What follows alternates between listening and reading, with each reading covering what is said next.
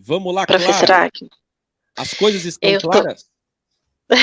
sim, eu tô aqui emocionada, né, com a pergunta do Daniel, porque, bom, eu venho, assim, com esses pensamentos, assim, pensando, procurando respostas, sabe, em respeito mais ou menos sobre isso. Eu fiz aqui escrevi na folha, porque eu fico muito nervosa, né, quando eu tô aqui conversando com você, mas tenha paciência comigo, que eu escrevi, vou falar de acordo com o que eu escrevi, tá bom? Calma aí. Aqui, ó, eu escrevi assim, ó. Qual o propósito de tudo? O propósito de Deus? Responda só depois que eu terminar, viu, por gentileza. Bom, um dia você disse que o propósito de todas as coisas seria tornar só uma mente do Criador, né? O que você disse aí, né? Uma só mente, que Deus fez tudo para que, tipo, ele sentisse é, como sim, como um todo, né, como uma somente do ai, peraí, calma, tô nervosa. Como você disse aí, né, o Senhor fala para nós que tudo tá escutando? Sim. Ah, porque parece que travou. O Senhor fala para nós que tudo tem que ser por um bem maior, de errar, de amor, por um todo, certo? Jesus disse amar a Deus com todo o coração, com todas as suas forças, e amar ao próximo. Você disse que Jesus não morreu para nós para nos salvar, mas sim para nos condenar. Tudo bem, ok. Deus é a fonte criadora, criou tantas coisas maravilhosas e eu fico tentando assim achar respostas para tantas coisas lindas e ao mesmo tempo tantas coisas ruins, terríveis que Ele mesmo criou. Bom, então vai minha pergunta: se Deus é todo amor e sabe de tudo, do começo ao fim. Então, aonde está o amor nisso? Bom, se ele mesmo criou o bem e o mal, o amor e o ódio, Caim e Abel, e ele criou Caim e Abel sabendo de que já ia acontecer. Ele criou o começo e o fim, a paz e a guerra, a construção e a destruição. Destruição. Para quê? Para no final de tudo ele se sentir maior. Isso seria justo? Isso seria amor? Como um pai cria um filho e coloca em uma jaula cheia de leões para o devorar? Sim, porque no mundo, nesse crivo, é assim. E no final, peraí. E aí, no final dessa guerra, aqueles que vencerem ainda serão julgados por ele. Como assim? É, ou terão, ou terão transcendência. Como o amor maior nos coloca no próprio bem e no mal, sabendo que aqueles que escolhem o bem e o mal fazem as coisas terríveis também? Ele criou a dor e criou a cura, a vida e a morte. Sim, porque Deus criou o mal, porque precisa do mal do crivo.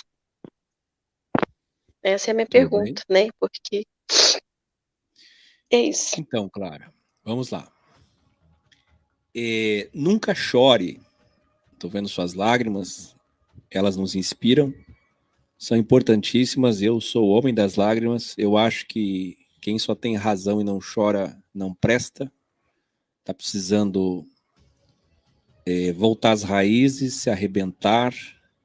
Está precisando, está com muito ego, que a gente foi feito em equilíbrio, tem que chorar sempre, tem que se derramar, ainda mais diante de tantas verdades e de tanta glória que há na sabedoria que a gente busca.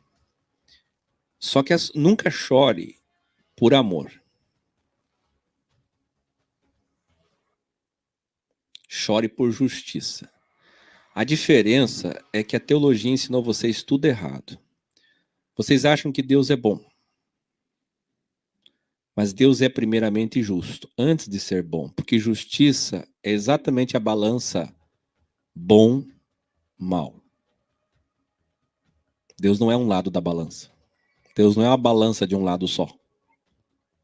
Deus não é um cérebro de um lado só. Senão ele não seria todo poderoso, como acabei de falar. Então, antes de ser bom, ele é justo. Da mesma forma, e agora vai doer mais, antes de ser amor, ele é justo. Uma das expressões que todo mundo mais adora, usa, fala, Deus é amor. Em uma das aulas eu disse, Deus é o amor. Por quê?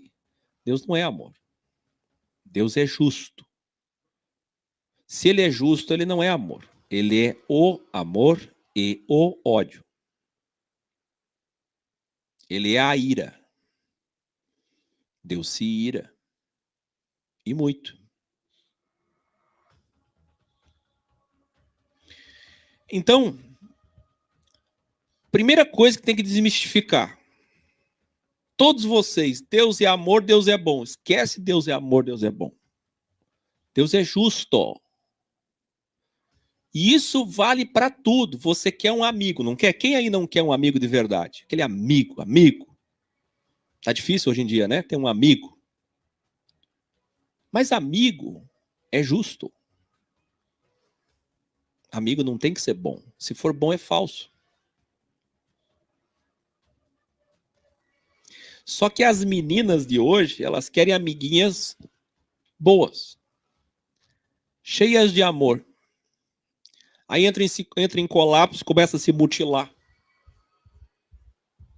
Dá-lhe passar canivete, estilete, navalha, porque não tem amor.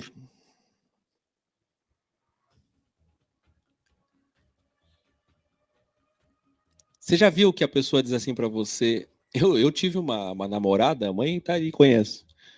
Tive uma namorada que ela disse assim pra mim, eu te amo, fez uma declaração. No outro dia ela escreveu pra mim, nunca te amei. Bem dual, né?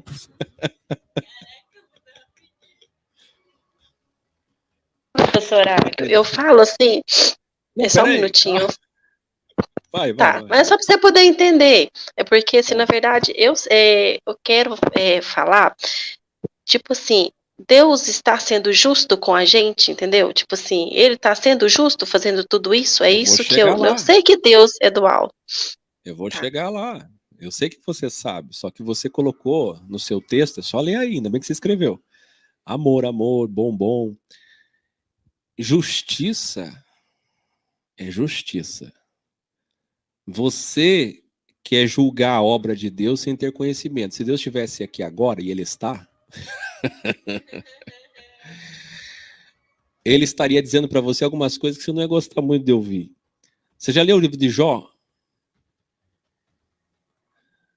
Deus arrebenta com o ego do homem, quando o homem acha que pode julgar a sua obra. Você julgou a obra de Deus. Você vai dizer, não, eu não julguei, foram só perguntas. Eu não ousaria.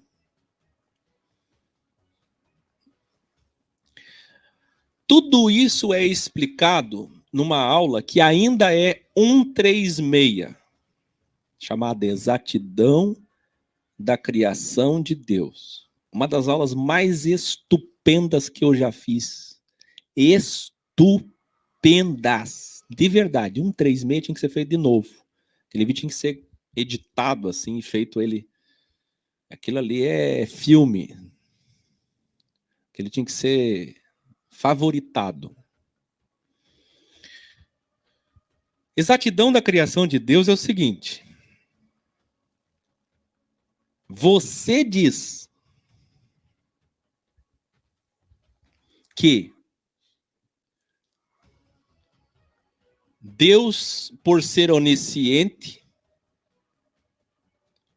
não devia ter feito.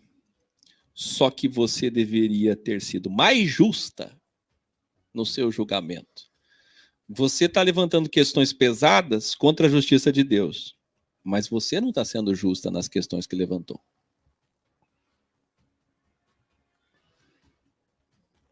Você também não está sendo justa.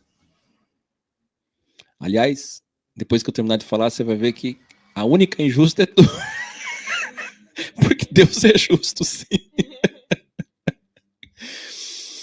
Você quer ver? Se ele, sabendo que a maior parte dos seus filhos seriam invejosos como Caim, você levantou a questão, traidores, egoístas, não tivesse feito o mundo, então ele seria justo. Então nós não existiríamos.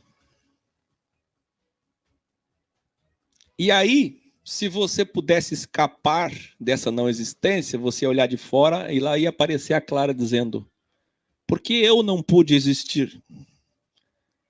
Ele só fica comprimido, retraído nele mesmo. Por que não dá uma oportunidade para vivermos? Aí Deus fez. Aí você vai dizer assim, então, mas poderia Deus ter evitado a morte de Abel? Porque se tivesse evitado a morte de Abel, provaria que ele é justo. Mas se ele evitasse a morte de Abel, ele ia ter que evitar todas as mortes até o final para ser justo. E aí não existiria liberdade.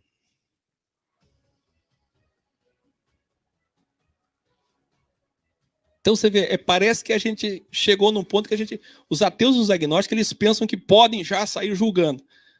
Mas se coloque no lugar de Deus. O nome disso é empatia com Deus, com o próprio Criador. É o filho empatando com o pai. Empata com o pai e olhe de cima e veja como Deus vê. Você vai descobrir uma coisa. Não tem para onde ir. O que Deus fez do jeito que é a única saída. Para eu e você existirmos, teria que ser assim. Então, se Deus destruísse tudo agora, adivinha? E fizesse de novo, ia acontecer as mesmas coisas com outros personagens. De novo. É que nem o ex, Winston. O que já aconteceu aqui em 10 anos de pessoas, Daniel Cine, professora Gil, olharem e dizerem assim, eu vou fazer o meu ex. Lá no meu ex vai ter justiça. E começa tudo de novo. É a mesma história. Se você vai fazer como eu, dando liberdade às pessoas e voz às pessoas e trabalhar com seres humanos, você vai passar pelas mesmas coisas que eu passei, igualmente.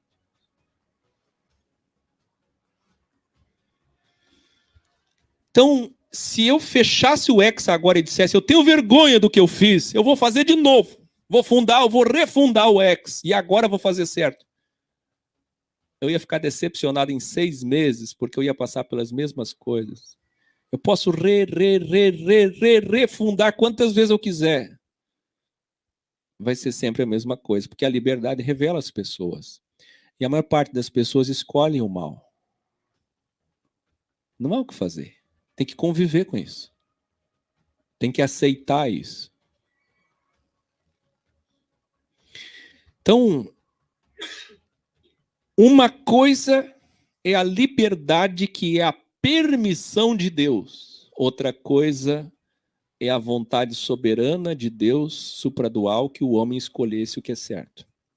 Não é porque Deus quer que o homem seja justo como ele, que ele pode ensinar o homem a justiça. Ele não pode interferir e fazer-nos justos. Se ele tivesse mexido no DNA de todos os homens, vou recriar, refundar o mundo, e vou fazer só homens justos, vou mexer na mente, no DNA, para que sejam todos justos, seria mentira.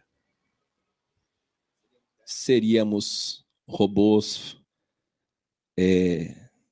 com manipulação, pior ainda, de um Deus manipulador, adulterador, laboratorial.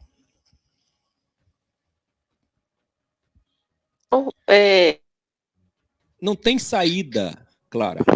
Então, no reino vai ter dualidade? Do jeito ruim que é, do jeito feio que é, exatamente injusto como é o único jeito que tem de eu e você existirmos. Aí você vai dizer assim, não, mas tem episódios aqui na história que Deus interferiu porque envolvia todo o seu povo. Mas por que Deus foi privilegiar Abraão, Isaac, Jacó, Israel, José, e depois cada um desses privilégios gerou o quê? Destruição, morte, inveja. Porque quem é Caim? são todas as outras nações que ficaram com inveja de Israel. O Abel. Então foi Deus que dividiu e jogou um ser humano contra o outro. Na verdade, a interferência de Deus se dá exatamente por isso que você falou, Clara, na sua pergunta, pela onisciência, aquela presciência, aonde ele, além do tempo, vê que o ser humano que escolheu o mal não vai mudar. Vai só piorar, que a gente chama aqui se revelar. E se ele não vai piorar, ele passa a ser um instrumento do mal, que a gente chama, Paulo chamou de vaso de desonra. E é o que a gente chama aqui no Ex de legalidade. Você deu legalidade, você quer um atalho, você quer o mal, você é do mal. Então você está dando a liberdade de que a sexta divina te encarne e te use através dos daimons para acelerar o processo da sua destruição e para revelar o mundo. Então, fazendo todos esses cálculos que não são pequenos, Deus está certo em tudo que fez. E vou dizer uma coisa para vocês. O problema de entrar por essa porta agora, um grande matemático físico, e pegar aqueles quadros imensos de faculdade, quem já viu aqueles quadros imensos? E fazer cálculos aqui, que eu vou tentar acompanhar com o meu raciocínio, inteligente eu sou, mas eu não sou técnico como ele, específico, especialidade que ele tem, eu não tenho. Eu vou tentar acompanhar ele, mas eu não vou ousar jamais questionar o resultado, porque eu sei que a equação é tão complexa que eu só teria direito de julgar o resultado se eu conseguisse fazer o mesmo cálculo que ele, chegar no mesmo resultado que ele. Uma coisa importante, se você não fizer a mesma coisa que a outra pessoa e não chegar por si mesmo, por si mesma, naquele resultado, você não tem direito de julgar a questão, nem de questionar a questão. Nós todos não temos direito nenhum de questionar Deus, porque nós não temos nenhuma condição nem de começar a equação. E como ex, a gente enxerga bem mais. Nós somos bons matemáticos, porque vocês sabem, a dualidade cosmológica nos fez enxergar tanta coisa nas equações, e é como se a gente visse para lá, para o além. Como eu tenho brincado, né, nós somos do X-Spoiler. E a gente vê depois da morte. E uma coisa que eu digo para vocês, empatia é o exercício de desencarnar e olhar de cima. Tem que se afastar do objeto. Tem que olhar como Deus vê, olhar de longe. E para falar sobre Deus, gente, tem que se colocar no lugar dele. Vamos se colocar no lugar das divindades Elohim? Não criar o mundo, não dar oportunidade. Criar e interferir é ser injusto. Interferir para o mal é ser injusto. Interferir para o bem é ser injusto. Interferir para um é ser injusto. Teria que interferir para todos. Então qual é a única solução? Cria o homem, não interfere, deixa tudo acontecer. Deixa as coisas acontecerem. E julga no final. Mas olha o jeito que você colocou na tua pergunta. Você colocou assim, ainda vem lá no final e ainda quer julgar.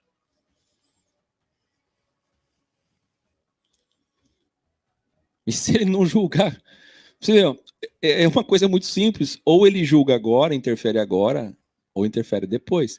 Exatamente pelo fato de que ele vai julgar no final, é que nós sabemos que ele não julga agora.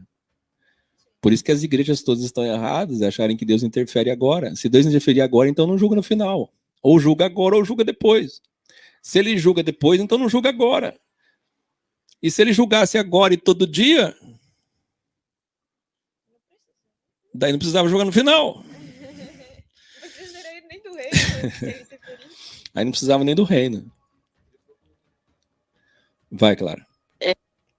Então, saiba que eu fico assim o dia todo pensando, né, assim, tentando compreender Deus, né, como Deus faz as coisas, que eu falei, eu fico pensando, às vezes eu tô dirigindo, fico olhando, pensando, tentando entender mesmo, sabe, mas é muito complexo, sabe, minha cabeça até funde, assim, fala assim, gente, como Deus pode criar tantas coisas boas e ao mesmo tempo ruins?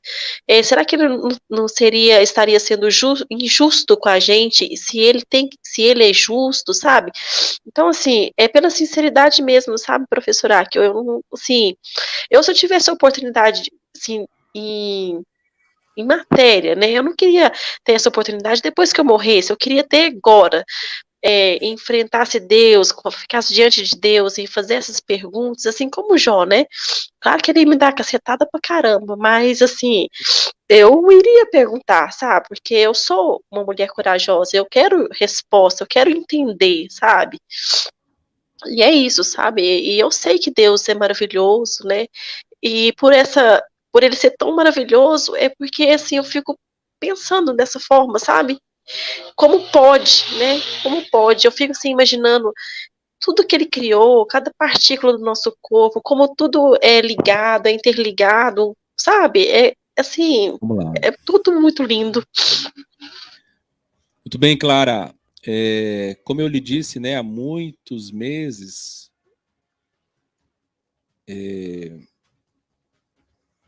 tudo será esclarecido com a sua persistência.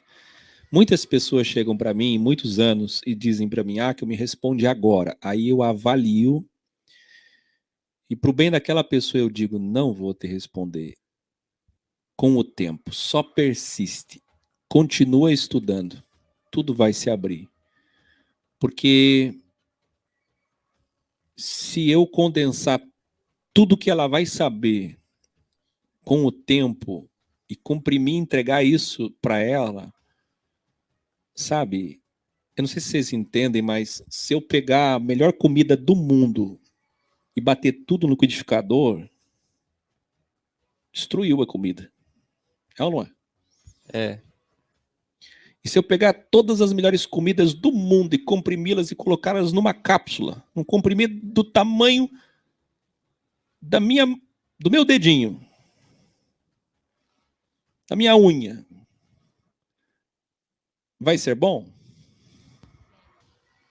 Não. Então não adianta eu responder você agora aqui, tudo. Eu posso fazer isso. Eu posso te responder o que você quiser. Assim, posso te dar o norte, é isso. Mas vai ser um comprimido.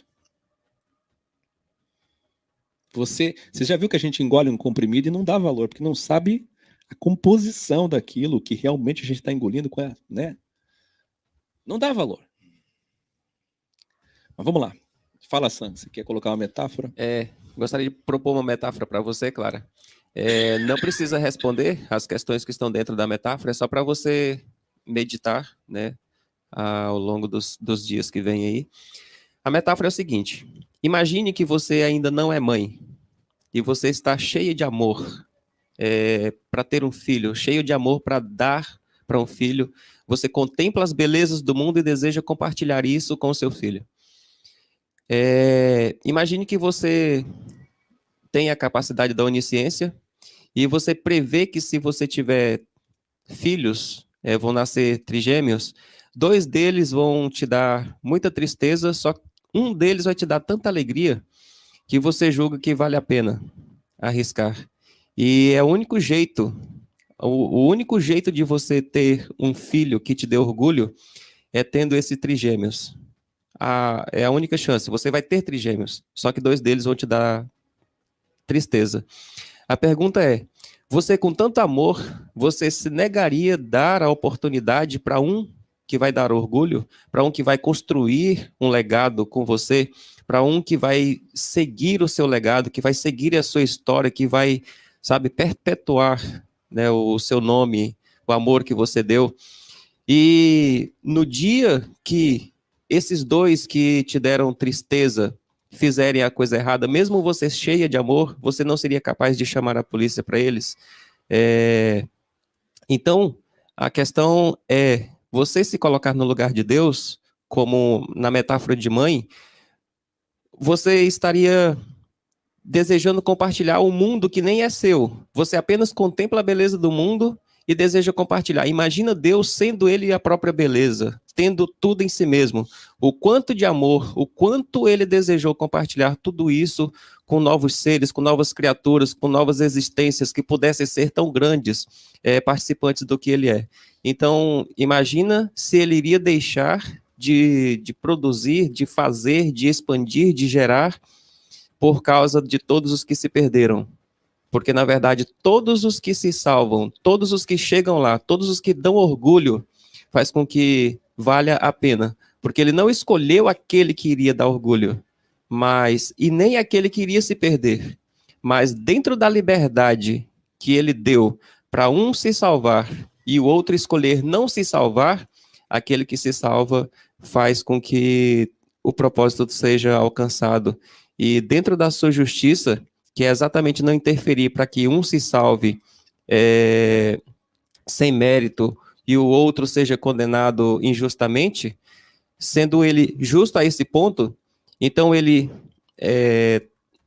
faz com que aquele que lhe deu orgulho tenha o benefício, né, o prêmio merecido, porque ele escolheu por livre e espontânea vontade, e o outro tenha exatamente a inexistência que ele mesmo conquistou com a sua própria liberdade pela não interferência.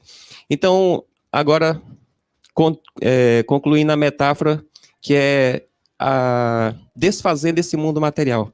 Agora, imagine que o continente, a porção seca do planeta Terra, seja o mundo físico.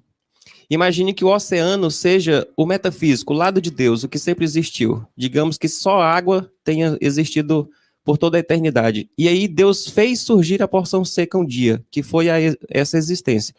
Então aqui na porção seca existem muitos tipos de materiais, muitas coisas, nós existimos, plantas, animais, tudo existe. Só que um dia, essa porção seca vai deixar de existir, vai ser tudo água de novo. Imagine que aqui na porção seca existe papel. Quando vier a porção molhada, quando tudo se tornar apenas oceano de novo, papel vai deixar de existir. Por quê? Não é porque o oceano odeia o papel. Na verdade, é porque o papel não tem consistência em si mesmo.